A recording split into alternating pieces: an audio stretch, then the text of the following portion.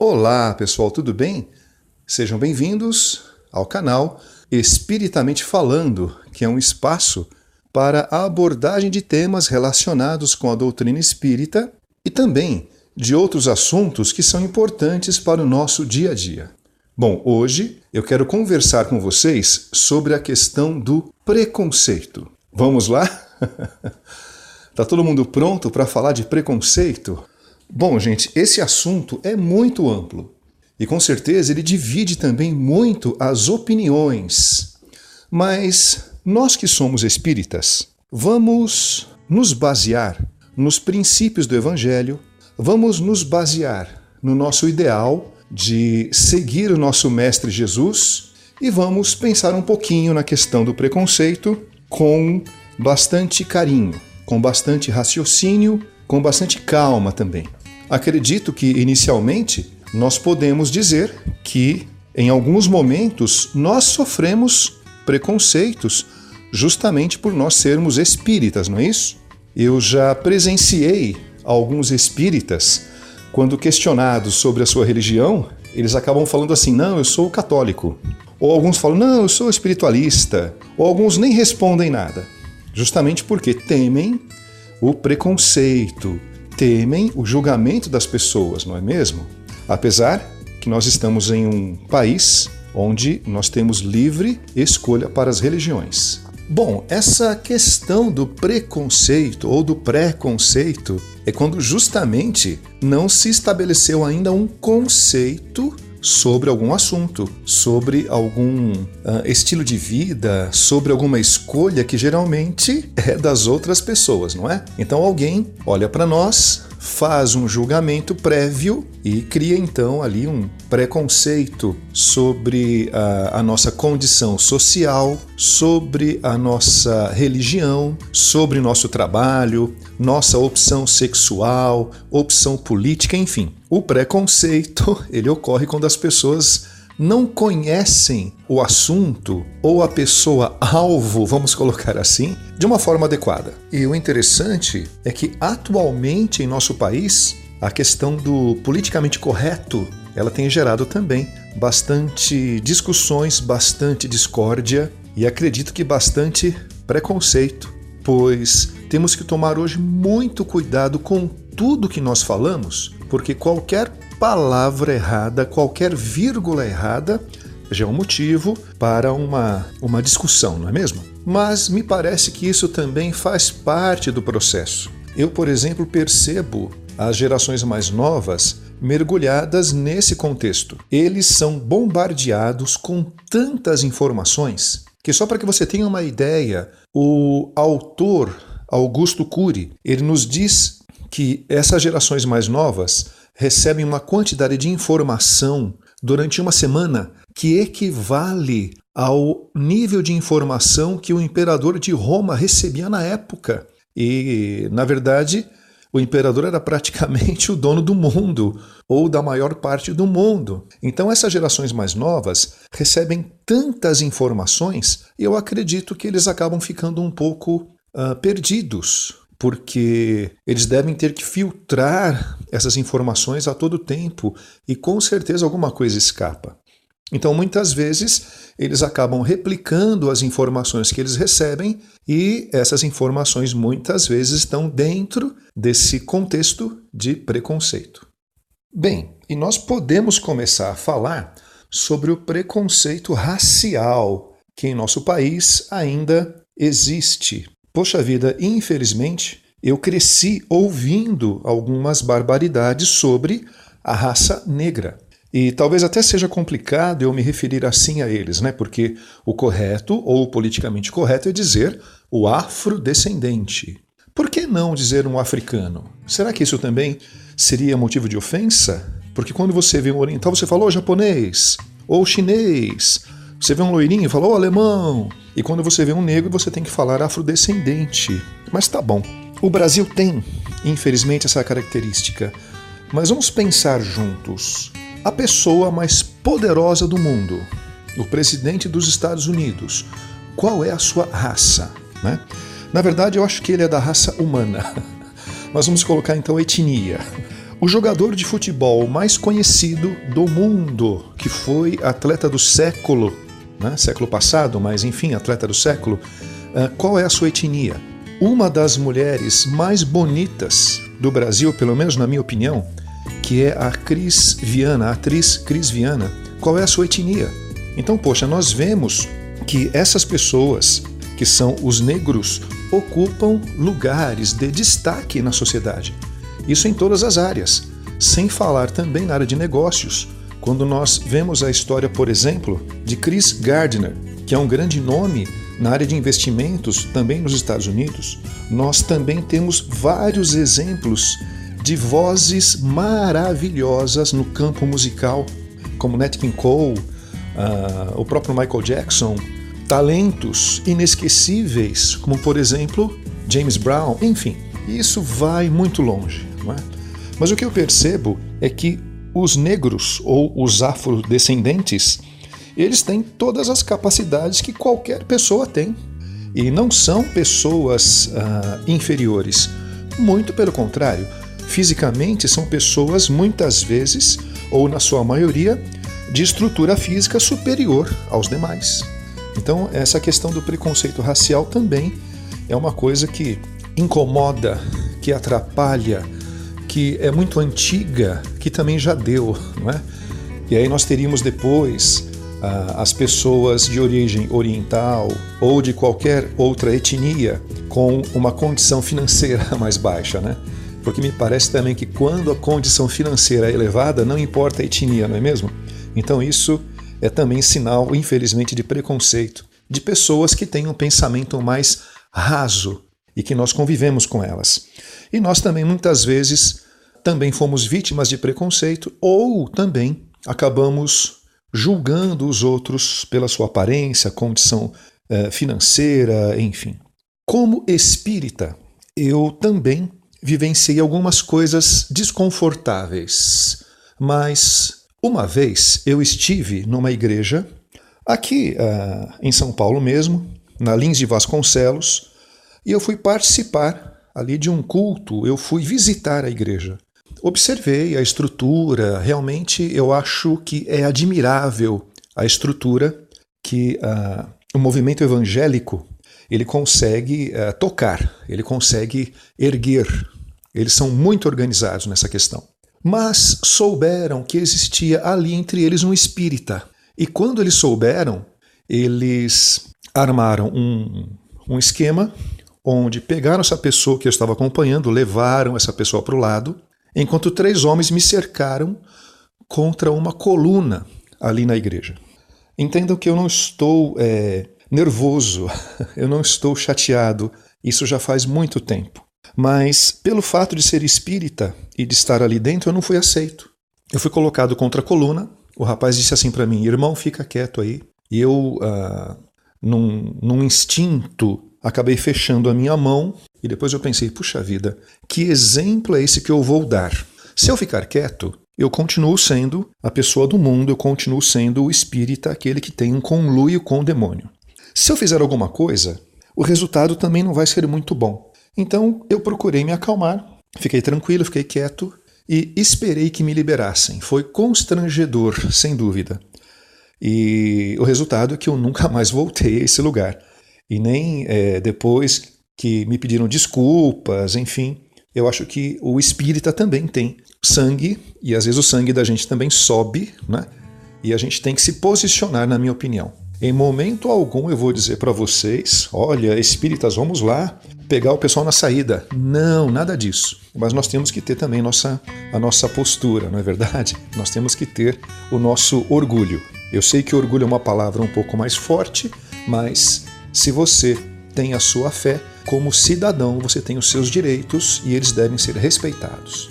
Bom, e isto é porque nós estamos em um país onde nós temos liberdade de escolha sobre várias questões, inclusive sobre a nossa religião, não é mesmo?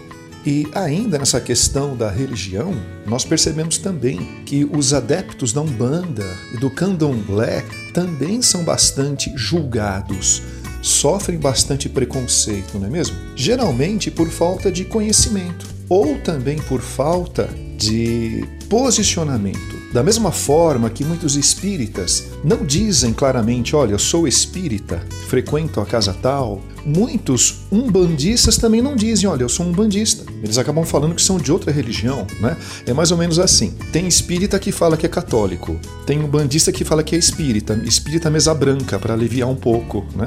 Então isso daí, gente, acaba colaborando para que as pessoas continuem fazendo esse julgamento errado sobre as nossas escolhas religiosas, não é? E dentro da Umbanda, por exemplo, dentro do Candomblé também, nós temos a linha dos pretos velhos. Puxa vida, quem já teve oportunidade de conversar com o preto velho, de receber uma atenção de um dos integrantes dessa grande falange do bem, vai perceber como eles são carinhosos, como eles são pacientes, como eles são amorosos. É uma satisfação ter contato com espíritos dessa classe, não é? E eles são pretos, são negros. E, obviamente, as religiões afro, né? Você não vai encontrar um branco velho ali, porque a etnia deles é da pele mais escura. Então você vai falar tranquilamente que são pretos velhos sem se sentir culpado, hein? Tá bom? E não é porque eles têm um linguajar mais simples, aliás, eles fazem questão de manter essa linguagem simples, que eles são desconhecedores de tecnologias, de tratamentos, ou que eles não conheçam de uma forma grandiosa o mundo espiritual e como funcionam os sentimentos e os pensamentos dos espíritos encarnados. Então eles prestam um grande papel no auxílio de todos nós, mesmo que nós não acreditemos, mesmo que nós sejamos de outras religiões. Então vai um grande abraço aos queridos pretos velhos. E o preconceito, ele também se estende a outras áreas. Por exemplo, onde você mora? Ah, eu moro aqui na região dos Jardins. Uau, que bacana. Poxa, que legal, né? Que bom, bom mesmo. E você mora onde? Ah, eu moro aqui na zona leste de São Paulo. Não, você não mora, você se esconde. Quantas vezes eu escutei esse tipo de brincadeira, né?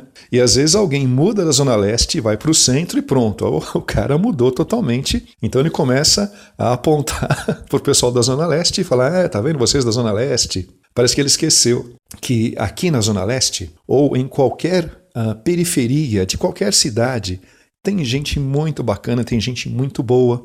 Assim como em outros bairros mais nobres, você encontra gente boa, é claro, mas também encontra gente que você não consegue conversar 2 minutos de tão intragável que a pessoa é.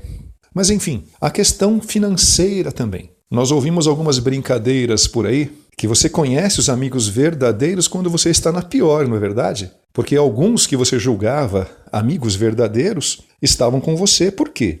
Eles usufruíam de alguma estrutura, de algum benefício que você podia oferecer, como um carro para você dar carona, um dinheiro que você emprestou, um bem que você emprestou, um aparelho, enfim. E quando você não tem mais aquela condição financeira, muitos se afastam, não é? Isso acontece. Então, os amigos de verdade ficam com você quando você tem ou quando você não tem dinheiro. Então, nós sofremos também preconceito por não termos dinheiro no momento, ou até mesmo pela nossa profissão. Quantos professores que podem estar me ouvindo agora, né, pararam um pouquinho e falaram, opa, acho que ele vai falar da minha profissão. E vou mesmo. A sua profissão, querido professor, na minha opinião, é a mais nobre de todas. Sem professor, não existem as outras profissões. Porque mesmo que não exista, digamos, uma escola formal para um certo ofício, existe alguém que passe esse conhecimento para gerações novas. Mas falando daquelas profissões mais comuns, como por exemplo o médico, o advogado, o engenheiro, o arquiteto, todos eles tiveram um professor. E muitas vezes, quando o aluno se forma, ele pegou o canudo na mão e falou, opa, agora eu sou advogado, ele simplesmente coloca o seu professor de lado. E olha para o professor e fala assim, coitado, é um professor. E olha, gente, nada contra os advogados, tá bom? Foi só um exemplo. Eu conheço um bom advogado, quando eu precisei me atendeu muito bem, agiu de uma forma muito correta, dentro aí dos trâmites todos, então não tenho nada contra não, tá certo? Foi só um exemplo. E também eu não poderia deixar de comentar sobre a questão homossexual, não é? Mais uma vez, nós estamos vivenciando na nossa sociedade essa situação não seria bem do politicamente correto, mas de nós ouvirmos, né, todas as partes e procurarmos entender o que acontece com todas essas pessoas. Seja a pessoa de uma etnia diferente, seja uma pessoa com um grau de escolaridade diferente, seja ela com uma condição financeira diferente e também com uma opção sexual diferente. Eu não diria só opção sexual, mas também uma opção do coração. E mais uma vez, nós vemos aí o papel da juventude abrindo uma clareira sobre esse assunto, colocando para gerações mais antigas que essa situação deve ser respeitada. E por que não respeitar? São pessoas exatamente iguais a todo mundo. A questão é que elas têm uma opção diferente do que a maioria tem. E eu não vou nem dizer se é comum, se é normal, porque eu acho que isso daria outros tantos áudios para a gente comentar sobre o que é normal, sobre o que é comum, enfim. Mas a questão é que essas pessoas merecem nosso respeito. Quantos heterossexuais causam a chamada vergonha alheia quando você está transitando aí pela rua, pela condução, e você vê um casal ali de um homem e uma mulher, praticamente um engolindo o outro, né, sem o menor respeito com as pessoas que estão em volta. Muitas vezes também se tratando de uma forma tão baixa, né, com ofensas, com agressões, e não é porque é um casal hétero que nós temos ali o melhor exemplo. Mas nós vemos também, talvez até como uma tentativa de se fazer perceber, nós vemos algumas pessoas que são escandalosas, não é? Ficam até figuras muito engraçadas, acabam virando caricaturas. Mas isso também não reflete a maioria das pessoas que têm a opção pelo homossexualismo.